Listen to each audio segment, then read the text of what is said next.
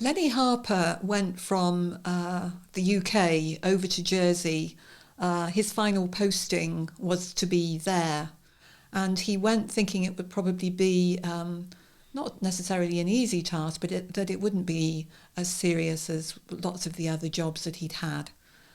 He started, though, investigating police corruption in Jersey.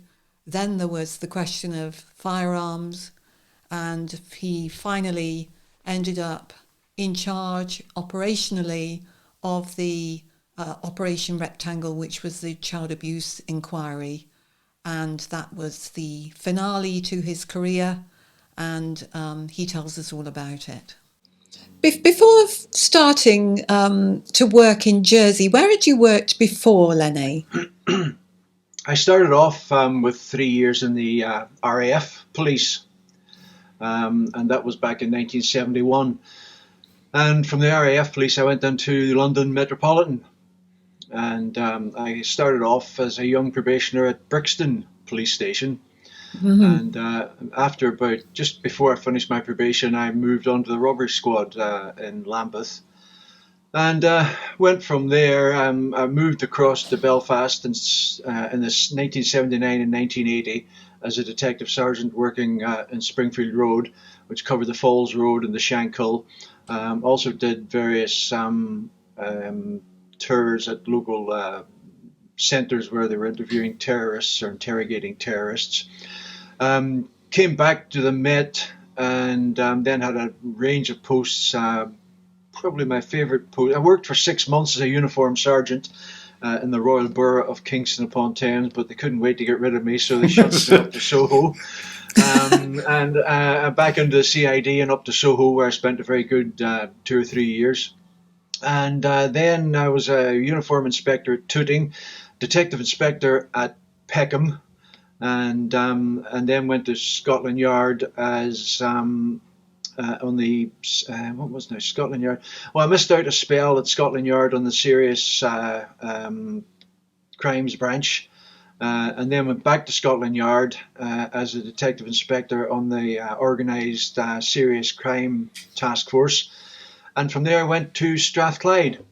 In Strathclyde, I worked as deputy commander, deputy subdivisional commander, and deputy and subdivisional commander at places like Govan, Pollock, before I moved to Jersey. And in a nutshell, that was basically my career up until I went to Jersey.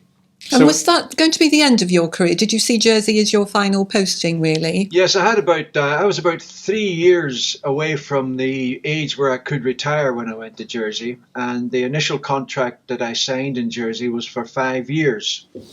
But there was, as part of the job application, there was a specification that the successful person for that job would also then end up being Deputy Chief Officer, which is the equivalent of the Deputy Chief Constable in this force.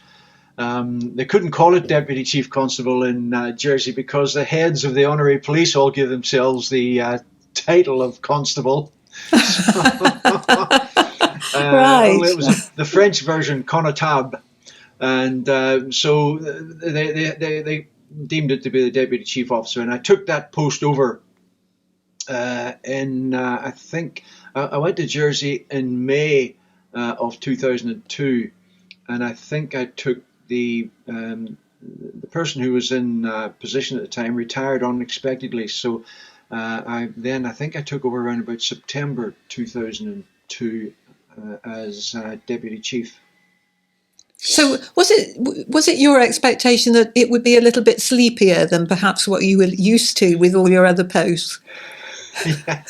Yes, it was. I have to say that, I mean, there were a couple of things that attracted the job that I was doing at the time. Although I was enjoying it, it took me away from the operational sphere of policing, and I had always been operational, and it left me dealing with things like health and safety and personnel and bits like that. And the job in Jersey gave me the chance to get back and be in charge of all operations in Jersey, which was like a national police force on a small scale. It had a responsibility. It had its own special branch, its own ports and everything else. And So it gave me the chance that I'd be back in charge of running operations, which would included the CID and all uniformed operations. So on the one hand, I saw that, but on the other hand, I didn't really see a lot of problems. I didn't anticipate that there would be any crime of great note to deal with, and so yes, I was expecting it not exactly to be sleepy, but certainly a step down in respect of the hardcore work that you've been doing. Yeah. When I left Strathclyde, I was working in a place called Easterhouse, which is the east end of Glasgow. And although my role was mainly non-operational, when it came to public order and football, because Celtic had their stadium on the ground, I was still involved in policing football matches and in public order.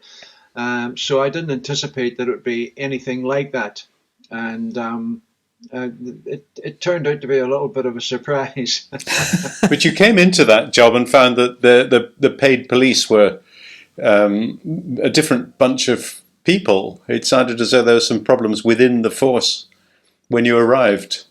Yes, I mean, I always try not to overestimate it, but it was like a lot of island, and the honorary police called us, I'm going to tick you off here, George, the honorary police called us the paid police as a sort of an insult. It's an insult, yes.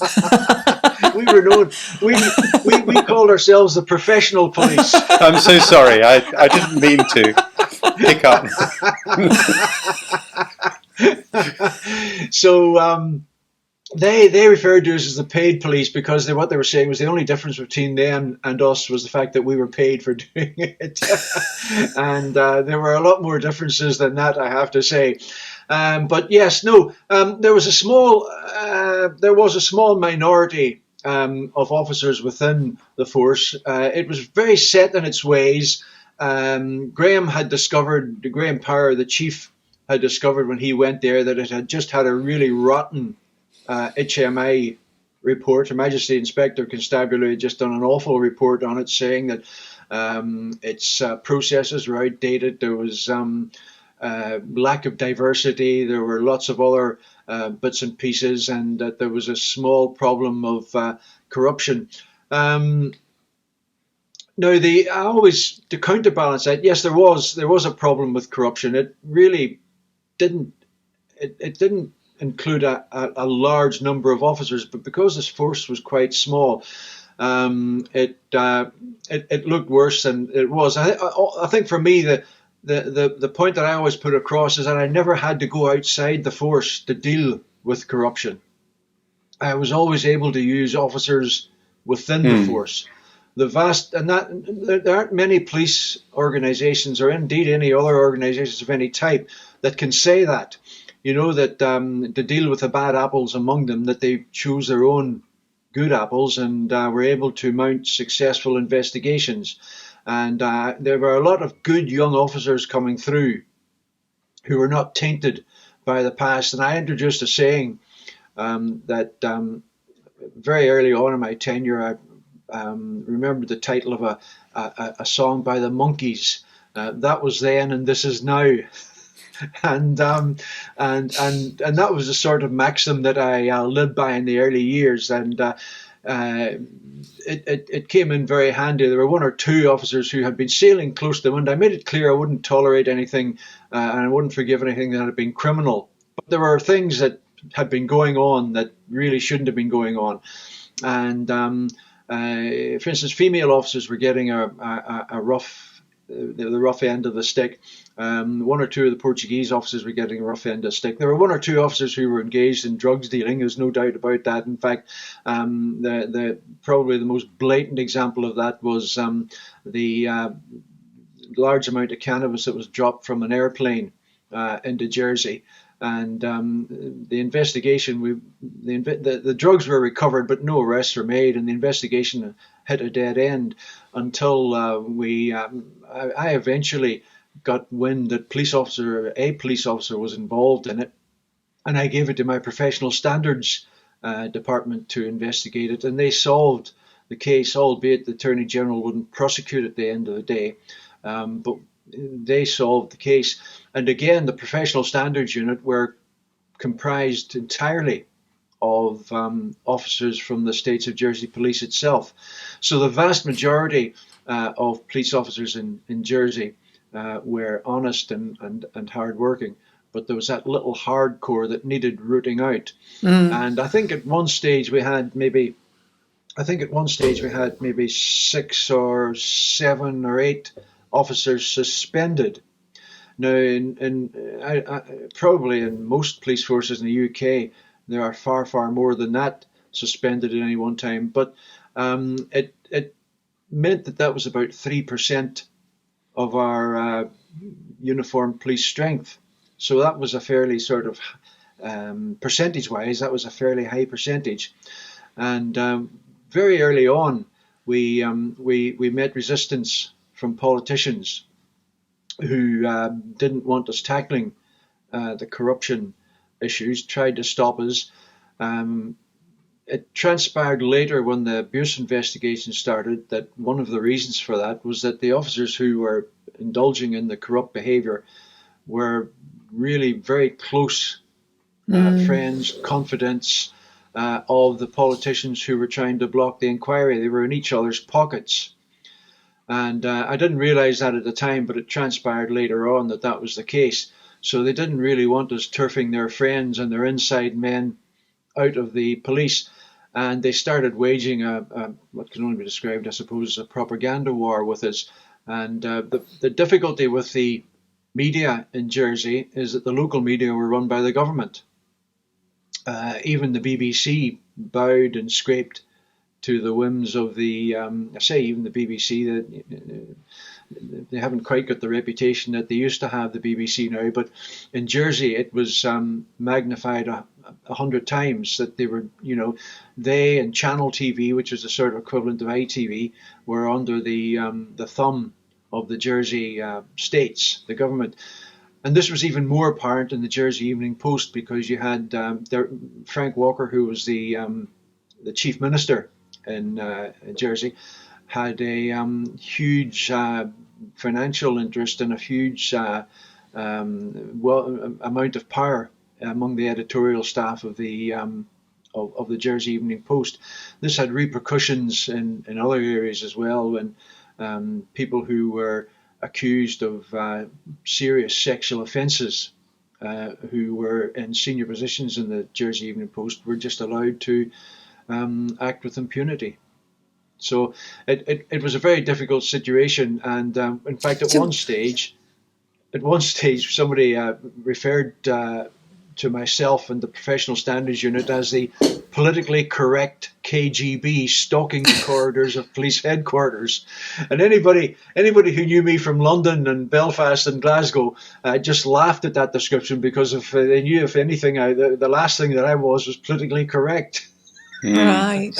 So did that mean that these policemen were allowed to stay as policemen?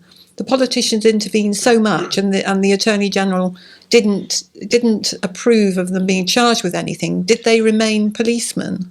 Yes. Well, we had to. I mean, we had to engage in several types of subterfuge to get around that. And again, probably the most blatant example was an officer who was in cahoots with a bent, corrupt vehicle contractor.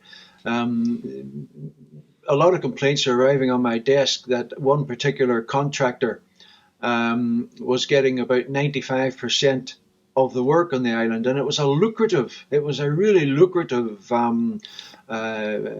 policy for him. And this was a kind of breakdown rescue service for motorists. Yes, yeah. Yes, and he was getting 95% of the work, and the other contractors on the island were absolutely seething, and they'd complained and complained and complained, but nothing had ever been done about it. So we took it on, and we mounted an operation, and we put the police officer who we knew was acting corruptly. We put a microphone, audio equipment into his car, and that the car that he was using on patrol. And we did it so we could use it evidentially. You can't always use things like telephone taps and the rest of it. You cannot use in evidence. But we did this in such a way that we could use it in evidence. And we recorded him. we had him on tape, and we had him on tape when people asked for contractors. He was just calling this guy. So what we did is we ordered him not to take his mobile phone, because he was using his mobile phone to ring this contractor. We ordered him not to take his mobile phone. So we took the mobile phone off him when he was on patrol, and he got what's known, I think, colloquially as a burner phone. A burner phone, yeah. He was using that, and eventually we trapped him. The last straw came whenever he also had a sideline with this contractor that Jersey's plates could be used as cherished plates, and some of them, because of the way they were very, very valuable, thousands of pounds. And the last straw came when he dug out one of these number plates, gave it to the contractor, and then in arrangement with the contractor, he went along and knocked on a member of the public's door who owned the number plate, totally innocent member of the public, and told him that he had evidence that he was driving whilst disqualified, and he was driving while he was drunk, and started putting pressure on him, and it was all very unsavory. And eventually we arrested him, and we had loads of evidence, as you can imagine, with the audio equipment. But we needed the Attorney General's permission to charge a police officer with a serious crime, and he withheld that permission. He said it wasn't in the public interest. So what I did was I charged the officer with something like 140, what the Americans would call misdemeanors, which I didn't need. Minor offences. Which I didn't need the Attorney General's authority for, and took him to the magistrate's court. Problem was, the magistrate who was hearing the case later became the Home Affairs Minister, and he was an arch enemy of mine as well, because he was complicit in the he was complicit in the child abuse cover-up, and he found him guilty only of 2 offences, but it was enough for us to sack. So you could get rid of him. He got acquitted of 138 offences or something, and got convicted of 2. But that had 2 effects. One, it got rid of a corrupt officer, but it ended the relationship between the Attorney General and myself. But most of us, if we know that the police have bugged our car and have got evidence against us, don't actually have the balls to go on kind of carrying on with the offences that we've been committing. We mostly get a bit more careful. But unless you know you're bulletproof. Immunity, which it's an amazing thing to do, isn't it? You must have felt you'd gone through the looking glass into another world. At the outset, he didn't know we were recording him, but he did then eventually, and he just continued on. But it was the arrogance. This was it. That was the arrogance. Yeah. They had been bulletproof for so many years, because the victims, go back to the child abuse inquiry again, the victims of the child abuse had been making complaints to the police and the legal and the law officers and the social services for so many years, and they'd just been bounced about. In fact, on a number of infamous occasions, vulnerable victims were taken into a room with the prosecutors, defence lawyers, social workers, the law officers and the investigating police officers, and told in no uncertain terms they were to drop charges, and bullied into dropping charges. And there was just no way out for them. And such was the arrogance and the corruption amongst these politicians and this handful of police officers that they just felt that they were bulletproof. Marvellous. It's a great way to live. Forget the paid police. We'll deal with them. And it got so sort of bad that the contractor, the corrupt contractor, then waged a 4-year war against myself, threatened to burn my house down, sent me a letter threatening to burn my house down.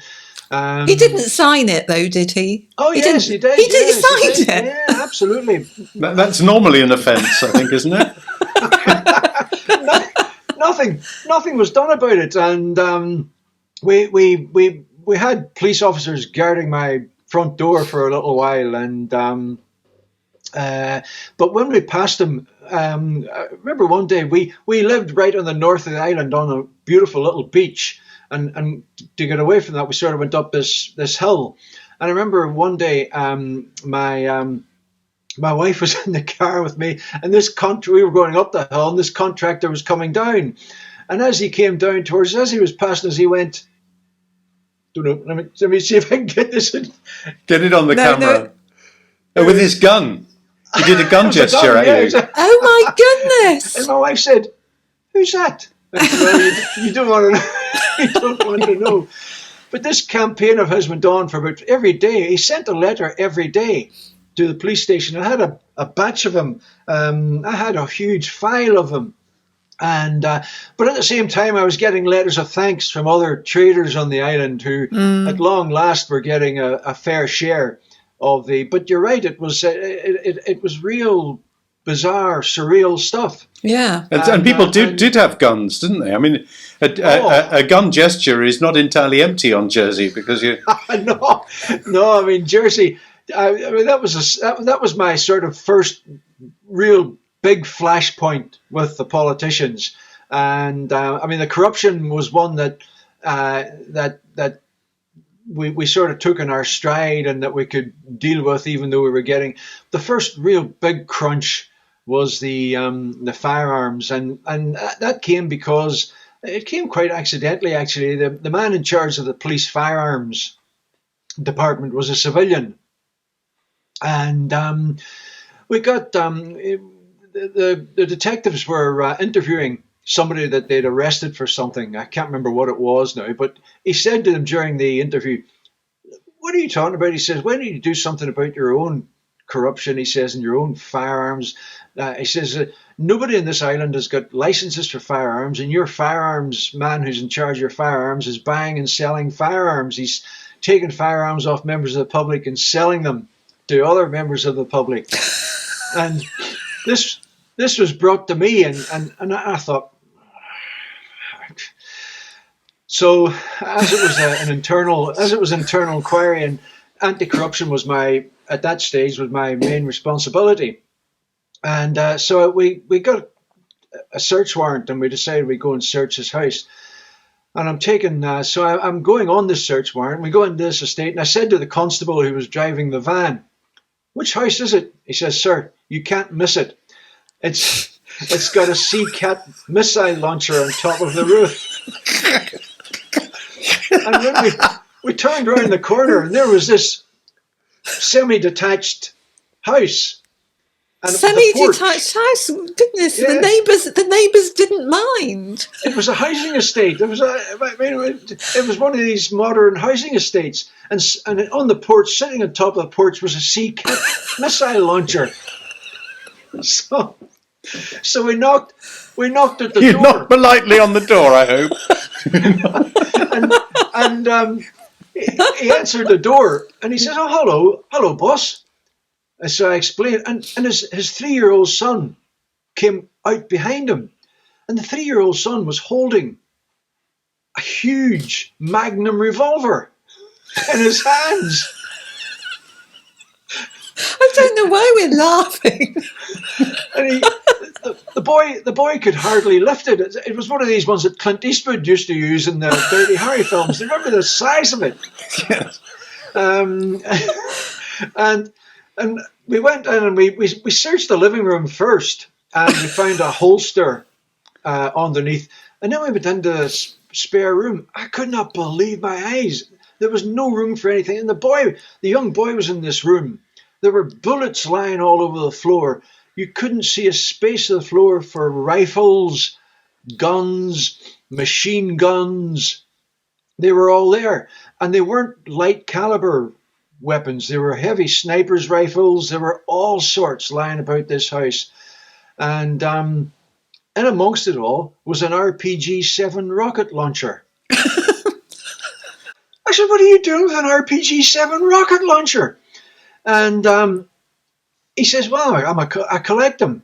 He says, "But it can't be fired. It can't." But when we checked it later on, all it needed was a little replacement pin, and it was perfectly serviceable. I had a good friend who was a senior special branch officer in Northern Ireland, and I telephoned him later that night and says, how many RPG-7 rocket launchers have you recovered during the Troubles? And he says, he says, I think we've only got 2 during the whole of the Troubles. And I said, well, I've just found 1 in Jersey tonight. And so we took all and he didn't have licenses or certificates for any of them. And the thing was that the professional police were not responsible for licensing firearms. We had no say in the matter. We couldn't decide who had a firearms certificate and who didn't. That was the responsibility of the honorary police. So we took this guy back and we charged him with a host of offences: illegal possession of firearms, loads of discipline, and so on. But the Attorney General refused to prosecute him. You keep saying that. You keep using those words. To begin, and then he agreed to charge him. He agreed to charge him with a couple of fairly minor offences, and he did, and he pleaded guilty. And we sacked him. So we thought, well, that's okay. All's well that ends well. We've got rid of him. But then he appealed, and we were ordered to reinstate him again. The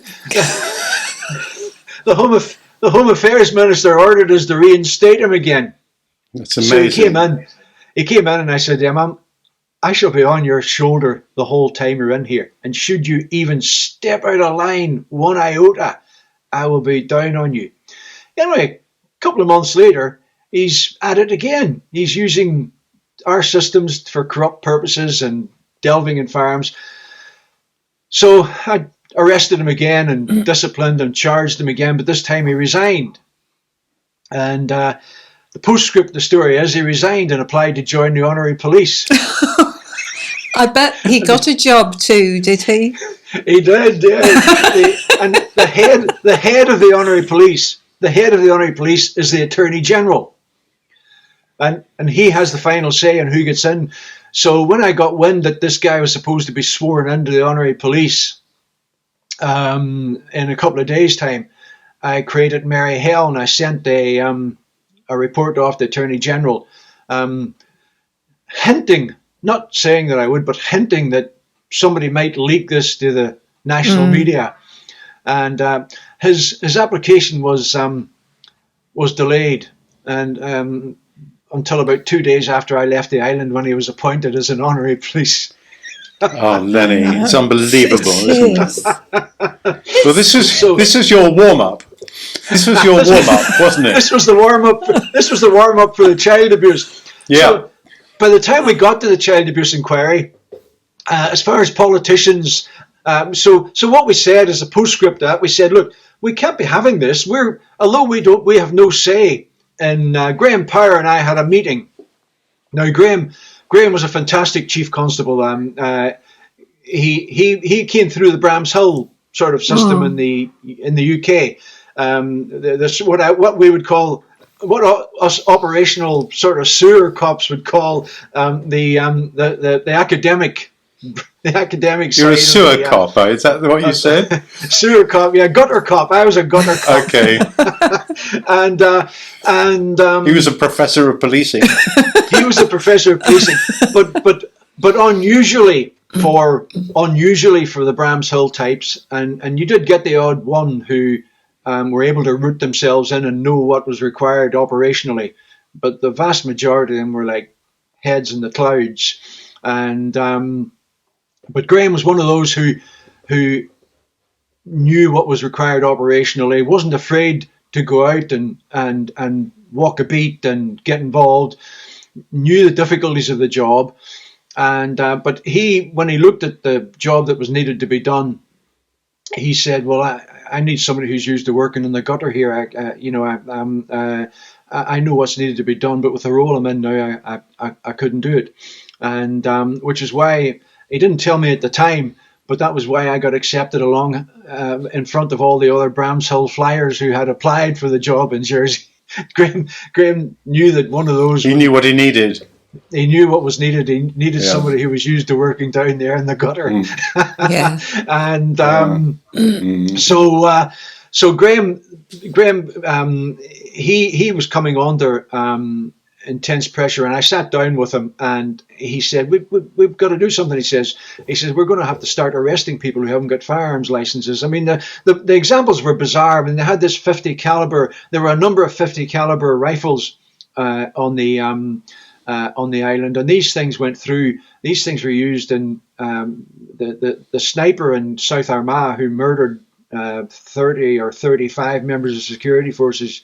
Used one of these. They were used extensively in Afghanistan and Iraq. They just went through. They went through the armored vehicles like a knife through warm butter. Good Lord! And they were lethal things, and they, they had a range of miles, and they could bring down an airplane without any difficulty. Now there was a firing range a mile from Jersey Airport, which was a 25 meter firing range, only meant for small pistols and revolvers, small arms. Only meant for small. They were using these .50 caliber rifles on this firing range with airplanes coming in and out underneath. So Grace says we have to put a stop to this. But we'll create a storm if we just go out and start arresting people now. So what we did was we gave a 3 month. I think it was 3 months. It was either a month or 3 months. My memory's a bit hazy now at the moment, but I think it was 3 months. Amnesty for people to get firearms certificates and go to the Honorary Police and get their certificates. And we thought they're going to do it. We won't have a difficulty. Because we were finding things like 2 examples spring to mind. One was a guy who applied for a firearm to get rid of small rodents like rats, and he was given a rifle which was powerful enough to bring down a large buffalo or an elk at sort of quarter of a mile. I think what that would have done to a rat at 20 meters.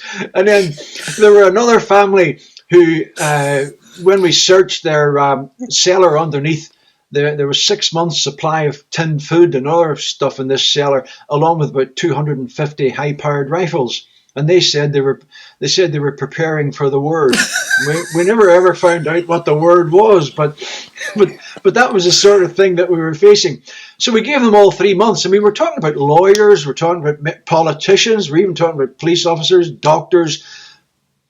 This was all of Jersey's sort of upper stratum of society. We weren't talking about the people living on the council estates or in the. These were professional people who and we thought, well, they're going to have the good sense in the next 3 months to get their certificates sorted out. No, they didn't. Hardly any of them had bothered. They're so arrogant that they hadn't bothered. In the 3 months, we started arresting them. Oh, God. It was like an explosion went off on the island. Graham and I became public enemies number 1 and 2 immediately. And we started arresting politicians, and we started arresting doctors, and we started arresting police officers, and we started arresting lawyers, they were going to court, they were pleading guilty, and the magistrate, who was still the same guy, possession of 10 machine guns, rapid-firing machine guns, prohibited weapons in the UK. They were getting fined £20.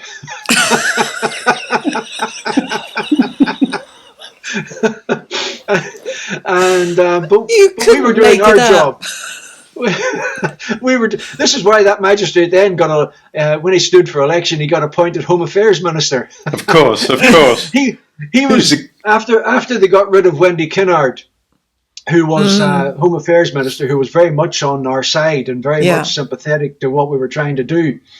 And in fact, they saw her as such a danger to them that Graham Power was always a great mystery. Graham Power knew Graham knew my background, knew my sort of reputation as a bit of a hard-nosed detective who didn't like to mess around. But Graham always found it strange that Wendy's political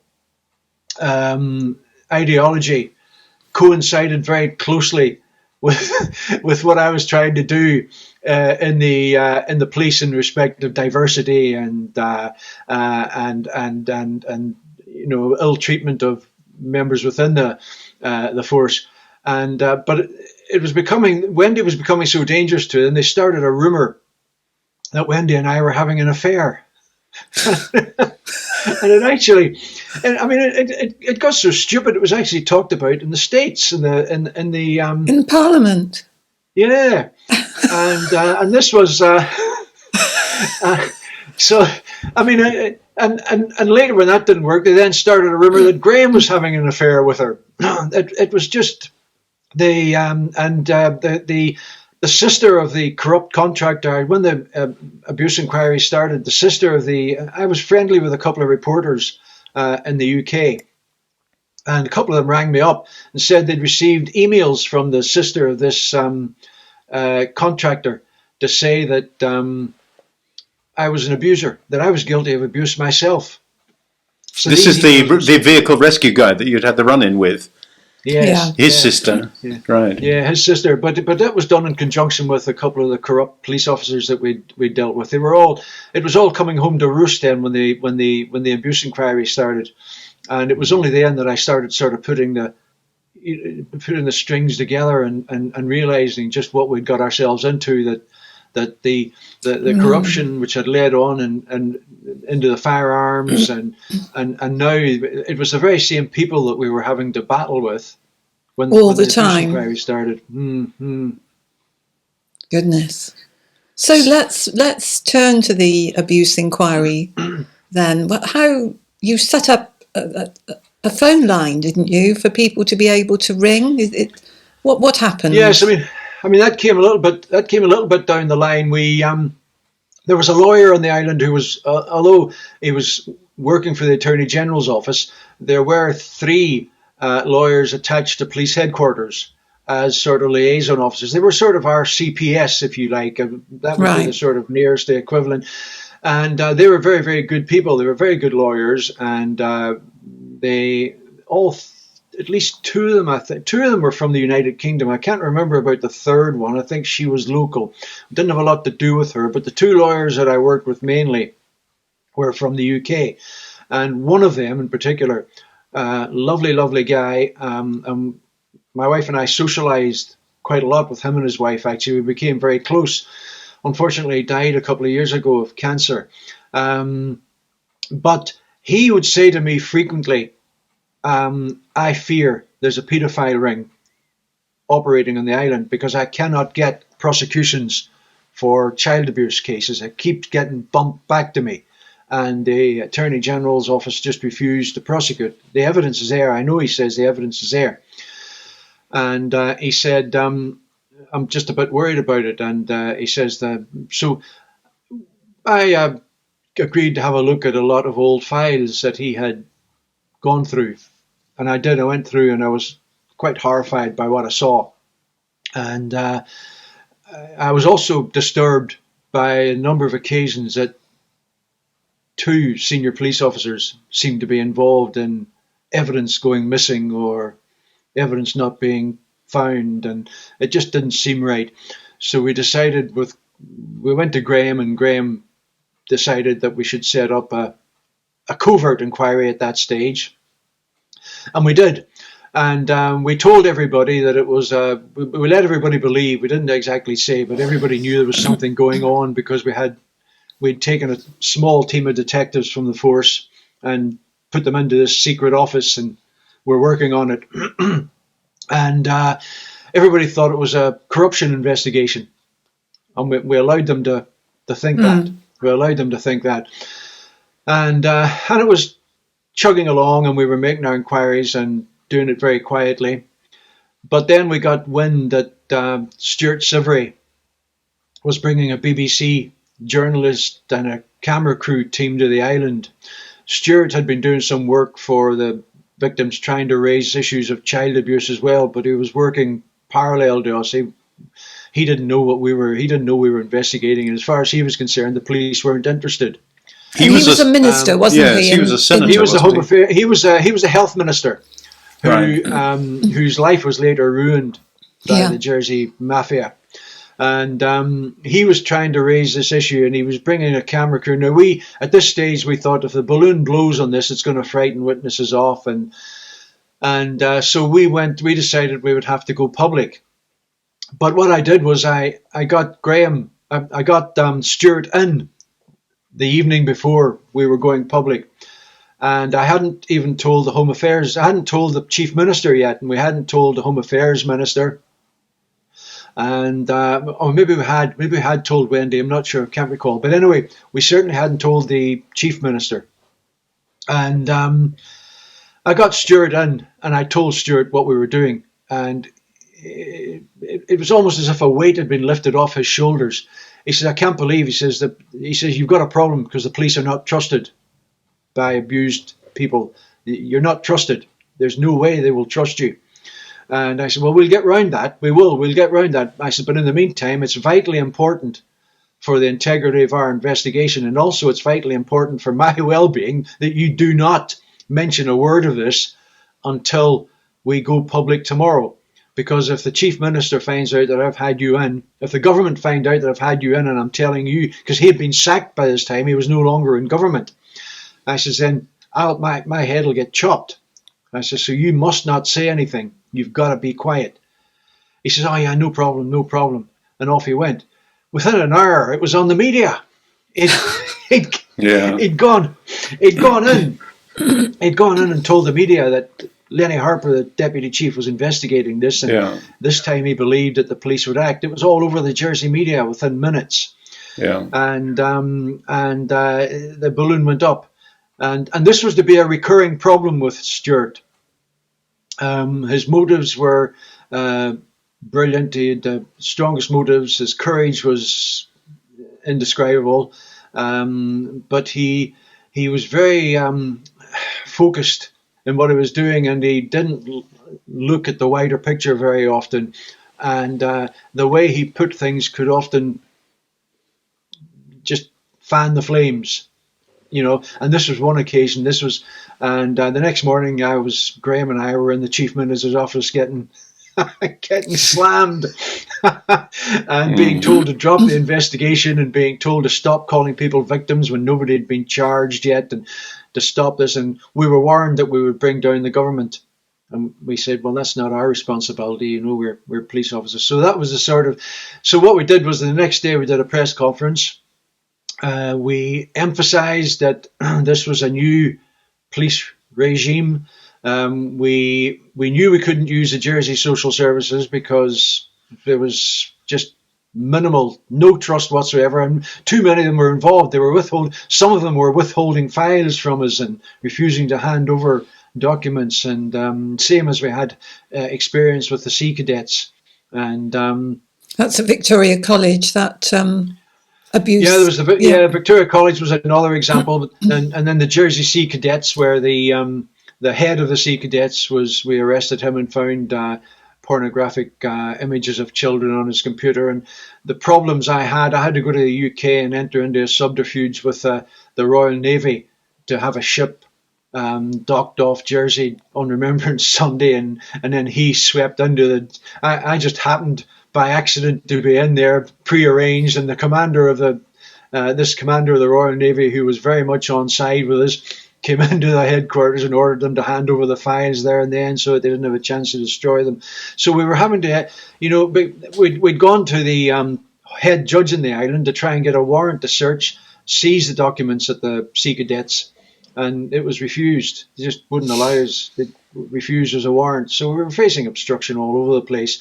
And so then we issued this phone number where abused victims could come in, and we just weren't expecting the response. We were a small police force. We had a small team on this inquiry, and within hours we had over 100 victims phoning in and saying, I was abused here, I was abused. And it was just spiraling way beyond what we could cope with very early on, which was then why we had to go out and bring officers in from the UK.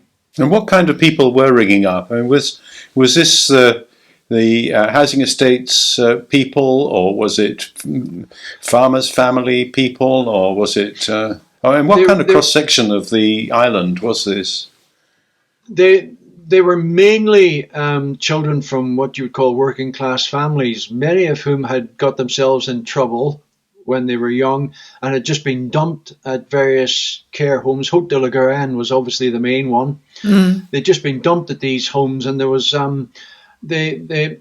it was just it wasn't so much that it was an organised ring of paedophiles. It was just the accepted thing that was done. They would hire boys out to the yachting fraternity, and they had perverts amongst the yachting fraternity in Jersey who would take boys out ostensibly on day trips on boats, but would end up sexually assaulting them when on the boats. And it was mainly, as I say, from the working class community. There were also a lot of children being brought across from the UK who were being dumped into these homes. Record keeping was abysmal, because although if somebody was in there long term, there would be a record of them. Very often, if a child was misbehaving at home in Jersey, in one of the old Jersey families, they would call the honorary police. The honorary police would take them away for the weekend and lock them up in Haute de la Garenne for the weekend. I've often wondered if it was true, because I've heard on several podcasts Garenne being described as an orphanage, and I don't believe that's true, is it? They did have parents, a lot of those children, didn't they? Oh, yeah, I would say probably the majority of them had parents. There were other orphanages on the island, but the majority of children in there, certainly a huge percentage of them, did have parents. And a lot of the problems came from parents dumping their children on the honorary police, the honorary police taking them in there, and they were being badly abused while they were in there. Sorry to interrupt, but did the parents, were the children out of control then? That they just felt that they didn't know what to do with the children? Some of them were undoubtedly out of control, and but not all of them. Not all of them. If they stayed out late and the parents thought they needed a lesson, they went into Haute de la Garenne for a couple of days.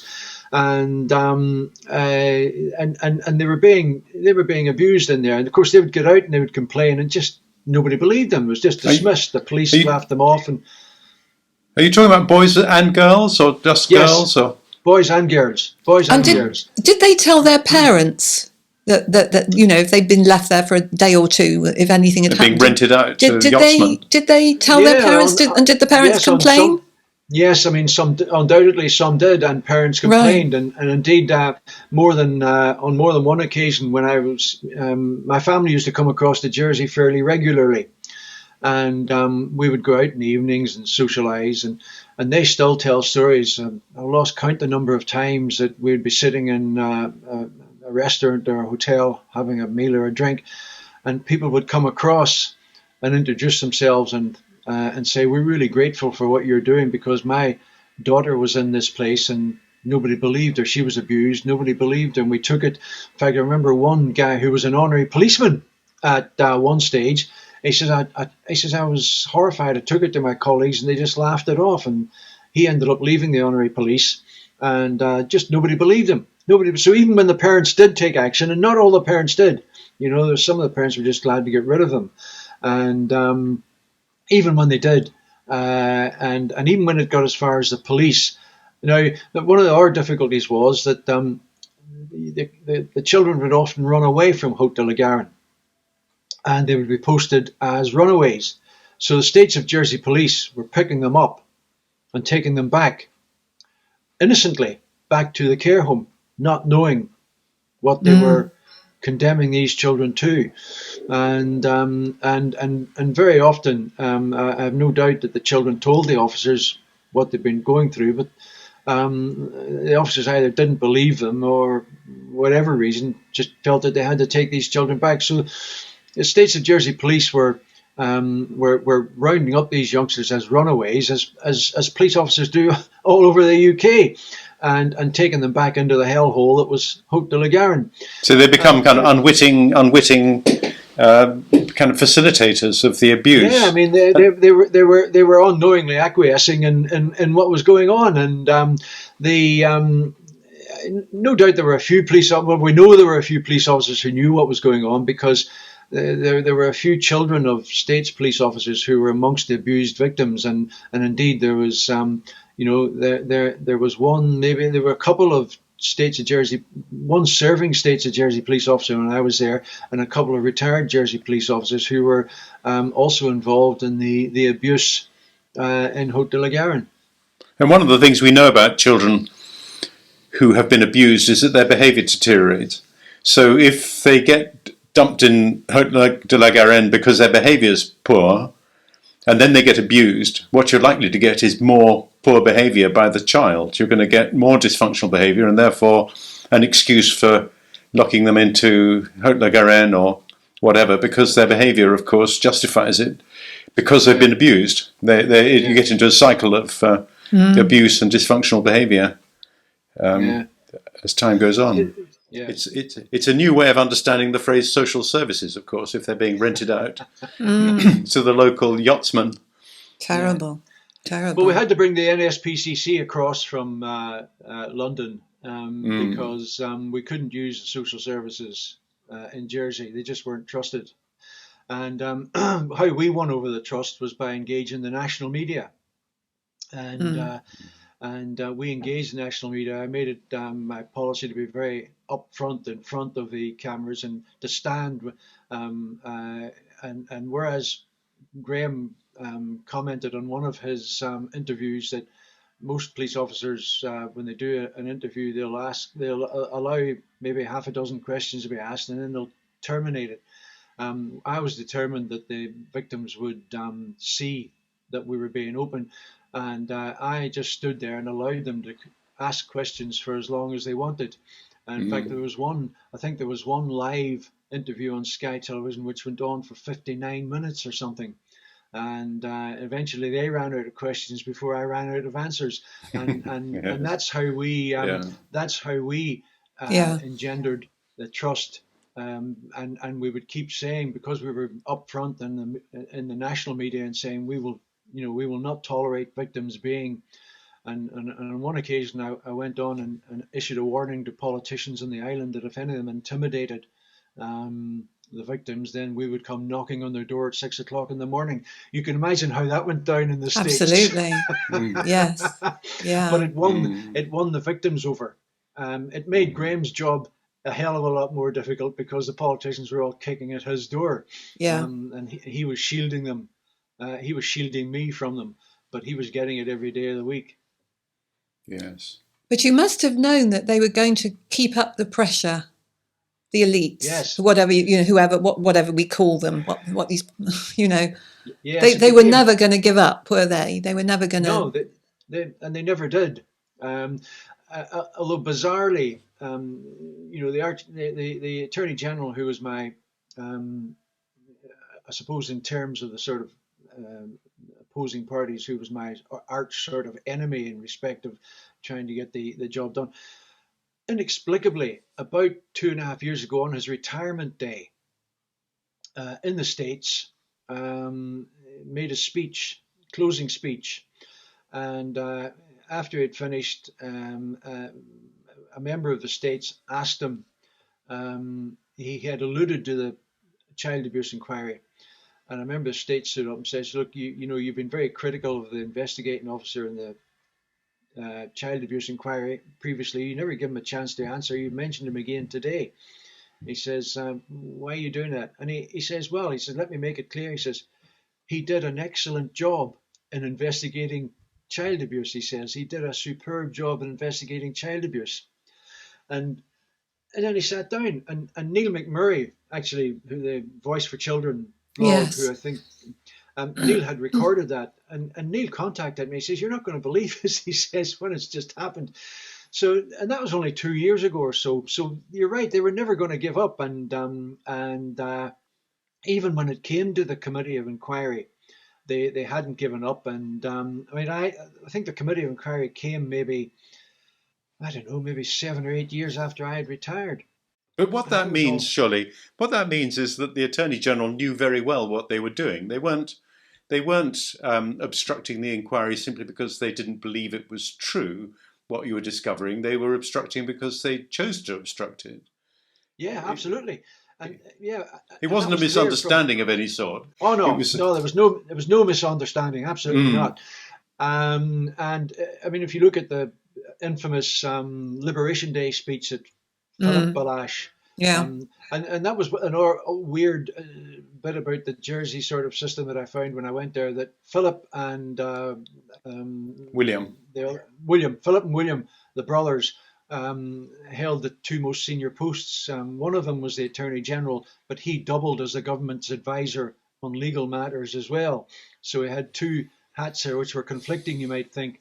And then Sir Philip at the time was not only the senior judge on the island, but he also was the speaker in the Jersey Parliament. So you had this strange sort of. So you had the brother who was the Attorney General, and his brother was the main judge in the island. Yeah. And we might just take an aside, which is both appointed by the Queen. Yeah.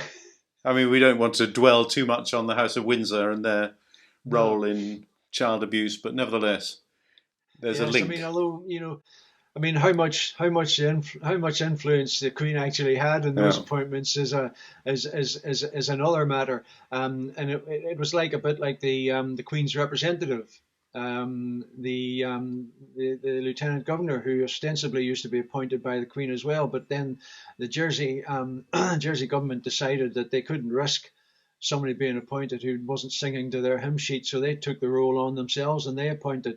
They decided from then on they would appoint Her Majesty's liaison on the island. But Sir Philip Balash publicly said that the real scandal wasn't the child abuse that was going on, but the attempts that were being made to blacken the name of Jersey. Yeah. Yeah. It's all a matter of priorities, He did get a lot of criticism for that, didn't he, though? He did, yes. He did, yes. Belatedly, Yeah. he did, yes. Yeah. Yes. So they managed to... So I was just going to ask, they managed to somehow obstruct you in even just in ordinary detective work. I mean, the business of how the Haute de la Garenne site was investigated, the evidence that you found there being sent off to be examined, etc. Yes, I mean, right from the outset, I mean, they tried to portray the fact that we went into Haute de la Garenne to search it on a whim, but in reality, we went across the UK and had a meeting with the top homicide experts in the UK and laid out everything to them, and they recommended that we go in and do an exploratory dig of the site with the cadaver dogs who became very famous in the Madeleine McCann inquiry, and do it with them. And so we went in there and strictly controlled and coordinated by the homicide working group in the UK. And the first day we were in there, 2 or 3 politicians turned up demanding access. And we chased them off and said, go away, this is a crime scene, potential crime scene, disappear. But they weren't happy. And they so then eventually the dog, Eddie, and hoist my colours to the mast here right away. I was a huge fan. I expected poor old Eddie has gone into doggy heaven now. But I was huge fans of these dogs. I put these dogs through incredible tests. The handler had told me that he had helped excavate bodies from the Battle of the Little Bighorn, that the dog had detected 7th Cavalry remains from the site of the Battle of Little Bighorn. And one of the tests that I ran this cadaver dog through was my anthropologist had been on holiday in Egypt, and she'd brought back a tiny little amount of grain of sand from the inside of one of the skeletons that she'd unearthed. And we took it to a large beach in Jersey, and we buried this little container. It was about maybe an inch high. We buried it and set the dog off. The dog found it within a minute.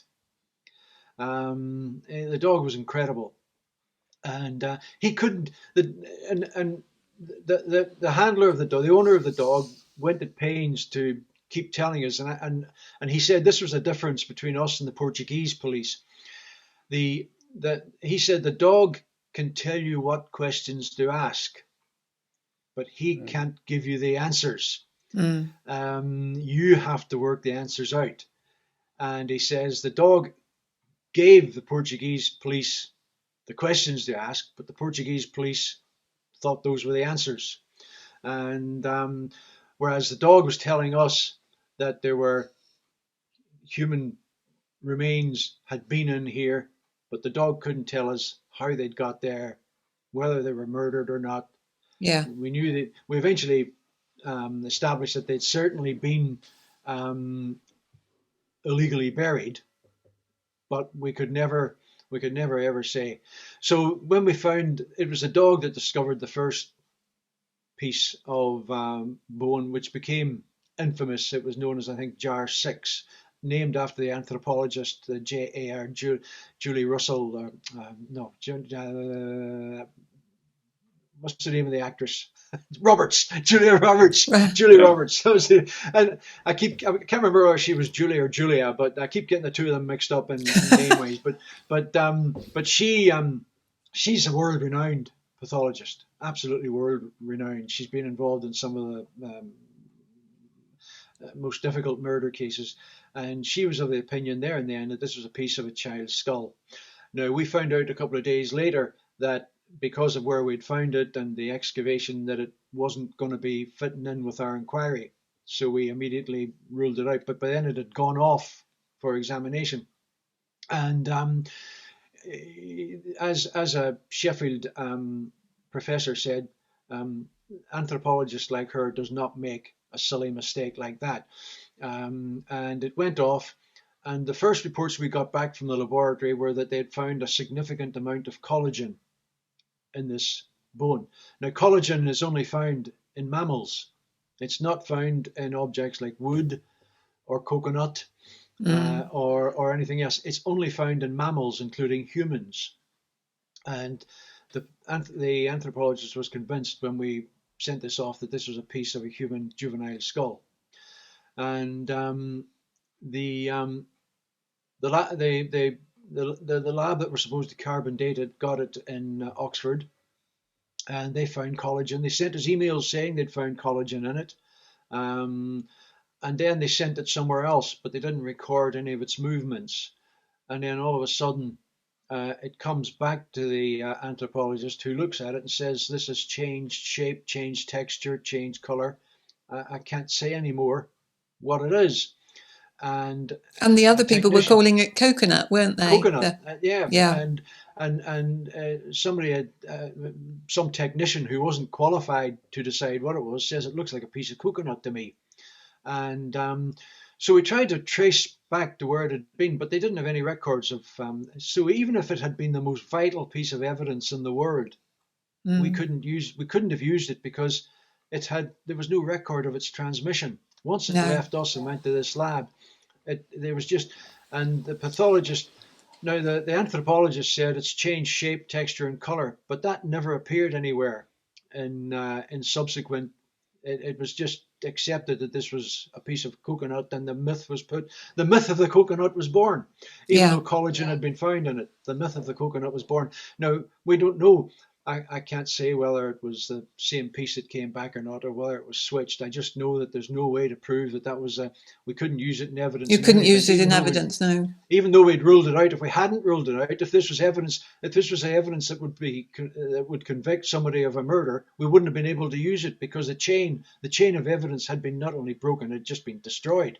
Yeah. So just to be clear, Lenny, with evidence, you have to be, if you're sending something that you wanted to use in a court hearing, you have to be able to show exactly where it's been at all times, don't you? I have it now. I hand it to you. You put it somewhere, and there's a statement which takes you through it's called continuity of evidence from memory, isn't it?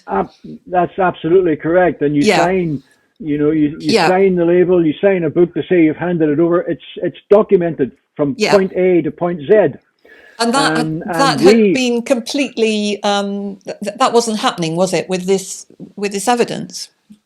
No, it was taken by hand across to the lab in Oxford, and it was signed for by the lab in Oxford, and we recorded it in our book, and that was the last record of it. Well, there's a very strange bit of.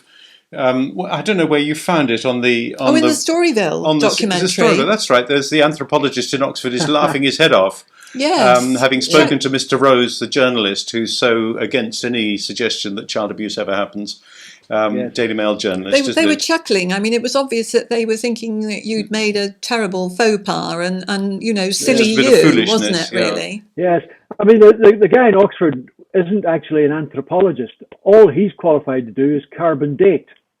Oh, right. So he's not an anthropologist. He was a professor I'm not even sure if he was a professor. He may have been, but he was in charge of the laboratory where they carbon dated this material, and they found the collagen which should have allowed them to carbon date it, but then the collagen mysteriously disappeared, and it became a coconut.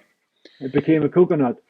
But you're right. I mean, that was a bizarre section of the Storyville where, and I mean, why would the head of a laboratory call in a journalist denier of child abuse who had testified on behalf of Frank Beck, the Leicestershire care home rapist, and had also testified. He called the North Wales abuse inquiry a huge witch hunt by the police. And it turned out, of course, that it was anything but a huge witch hunt by the police. They hadn't done the investigation as thoroughly as they should have done. So why would the head of the laboratory call in someone like that? And why would he be prepared to go on a documentary to laugh at you? I thought that was extraordinary, really. And the number of people who watched that documentary who had nothing whatsoever to do with investigating child abuse, child care, who were just members of the public, who said, "What a weirdo that guy was." I mean, he didn't do himself any favors. Although he wasn't the only one, was he? I mean, Senator Pershard was another one who, he says, "I wish I'd punched the twat." Yes, yes, that's right, absolutely. The BBC had the courage to include it. I mean, because that was a big concern of ours when we started off a documentary. The BBC had nothing to do with it, and then getting very close to the end, after we had all done our interviews, it transpired that the BBC had now come in and were funding it, and you can imagine how we felt at that stage. Yeah. And they tried to assuage our worries by saying, "Look, this is Storyville; they're sort of independent of the," and we're saying, "Well, still the BBC."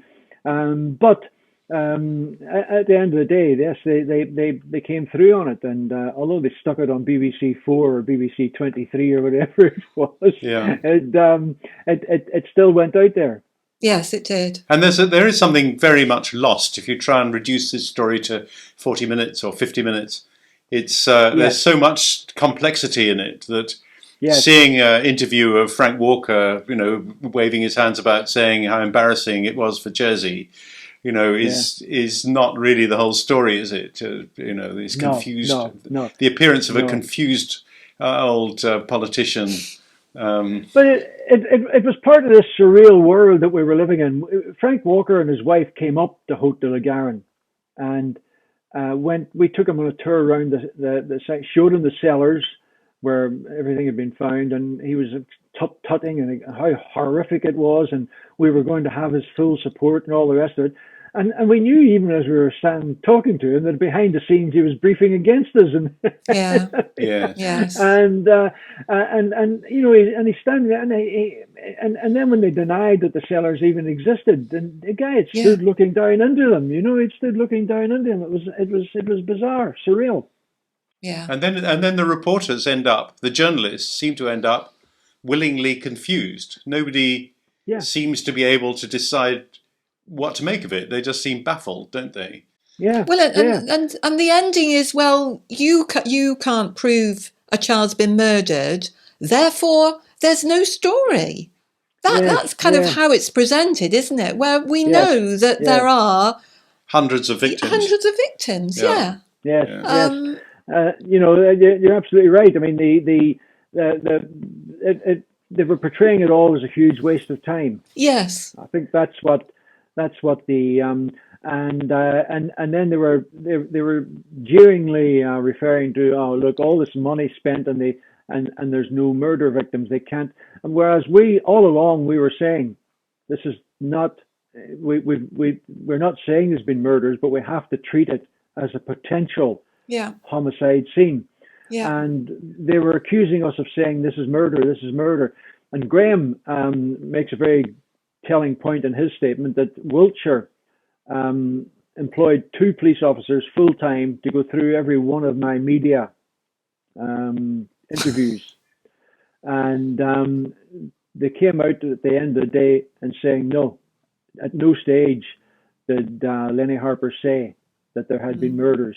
He kept saying, this is a potential homicide scene. Yeah. But that statement was never ever, that statement disappeared from the Wiltshire file, just gone, as if the 2 officers had never ever been employed on that task. And the Jersey government continued to say, you said there were murders. And I said, no, I didn't. But, you know, it's we go back to that same old thing. It's amazing. Well, every story you've told is weird. I can only it doesn't actually sound credible, any of it, does it? I mean, it's just an amazing array of corruption. It sounds a really. bit like a Putin type of government, but without the sense of humour of the Russians. Absolutely. And of course, and what one has to remember as well is that this was before the Jimmy Savile scandal broke. Yeah. So once the Jimmy Savile scandal broke, people accepted that organizations and institutions covered up child abuse. But we were working in an environment where nobody believed it. You know, we were saying the government helped cover this up. Get off, it's not true.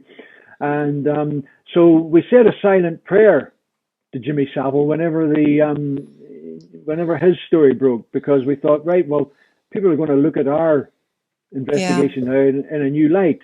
And but we were bashing our head against a brick wall, and it took the welter of evidence around Jimmy Savile for people to think, oh, wait a minute, maybe there's some. And it wasn't only our investigation. You know that the North Wales care home and the Leicestershire care homes and all the other care home investigations faced the same wall of disbelief. Do you think the Epstein case as well, Lenny, subsequently makes people realise that there's a lot more abuse going on than we've ever imagined, really? Yes, I think that's true. And I suppose conversely, I forget the name of the guy now who, was it Carl somebody or other? Beach. The one who, yes. Yes. And I think that didn't do any great. That didn't do any good for the child abuse. No. And I don't know what the truth of that is. I don't know if that guy was just a complete fantasist or whether there was some truth to what he was saying, or I don't know. But the fact is, it's accepted now by everybody in the media that the whole lot was just made up, and you know, and that hasn't been helpful. So whilst people became very, very attuned and very aware, and we were always aware that it would be one or two who jumped on the bandwagon.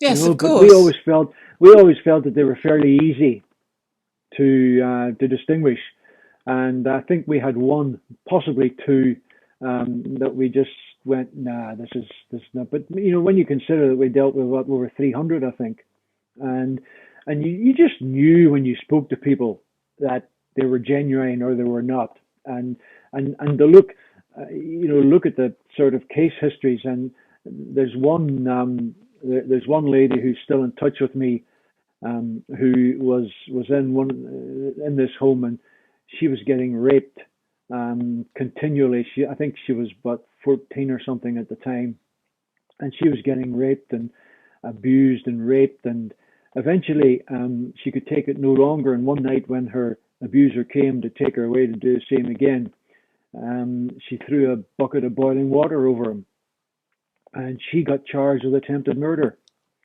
and got convicted of attempted murder, and she's now living in the UK and would love to go back to the island, but she got told to leave and never come back again. And her story is not unique. You know, this was the way the justice system, Jersey style, was just skewed. It was just, nothing was done about this girl, this child, being continually raped when she, out of desperation, defended herself by throwing ball. And it's hard to feel any sympathy for the guy. I don't have any sympathy for him at all.